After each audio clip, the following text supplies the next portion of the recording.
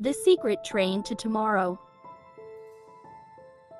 Sophie was a curious girl with bright eyes and a heart full of questions. She loved to read stories about adventures, but secretly wished she could have one of her own. Every night, before falling asleep, she whispered, "I wish tomorrow would bring me something magical." One quiet evening, as the clock struck midnight, Sophie heard a soft whistle outside her window. She peeked through the curtains and gasped. There, in the moonlight, stood a shining silver train, steam swirling like clouds, waiting as if it had arrived just for her. The train's doors opened with a gentle hiss. A conductor with twinkling eyes tipped his hat. "Good evening, Miss Sophie. This is the train to tomorrow. Do you have a ticket?" Sophie shook her head. "No, I didn't know there was a train." The conductor smiled. "Everyone carries a ticket in their heart. The question is, are you ready to use it?" With a deep breath, Sophie nodded. She stepped aboard.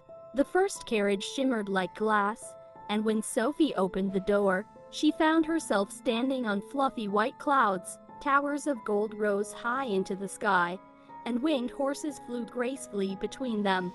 A cloud princess appeared, her gown sparkling with raindrops. "Welcome, Sophie," she said warmly. "Here in the kingdom of clouds, we protect dreams, but sometimes they drift away. Will you help us catch them?" Sophie agreed. The princess handed her a silver net, and together they chased runaway dreams shaped like glowing bubbles. Some dreams were silly, like dancing teacups, while others were beautiful, like children flying with kites of light. When they finished, the princess kissed Sophie's forehead. "Thank you. You are a keeper of dreams now." Sophie stepped into the next carriage and found herself under the sea. Glowing fish darted past, and coral castles shimmered in the distance. She could breathe easily, as though the water welcomed her. A wise turtle swam close. "Every whisper from the ocean carries a secret," he said, "but they are scattered. We need someone to listen." Sophie placed her ear to a shell and heard voices, whispers of lost sailors, forgotten songs, even the laughter of dolphins. She collected the whispers and returned them to the ocean. In return, the turtle gave her a pearl that glowed with kindness. "Keep this," the turtle said. "It will guide you when you are unsure." The next carriage led to a beautiful garden, where flowers bloomed in patterns of clocks and stars. A gentle old man, the guardian of time, sat on a stone bench. "Every moment is a seed," he told Sophie, "but people rush so quickly, they forget to water them." He handed Sophie 3 seeds. "One for yesterday, one for today, one for tomorrow. Plant them where you wish." Sophie thought carefully. She planted the first seed in the soil of memory, and it bloomed into a flower showing her happy childhood days. She planted the second seed in the present, and it bloomed into a glowing flower that warmed her heart. She planted the third seed in the soil of hope, and it grew.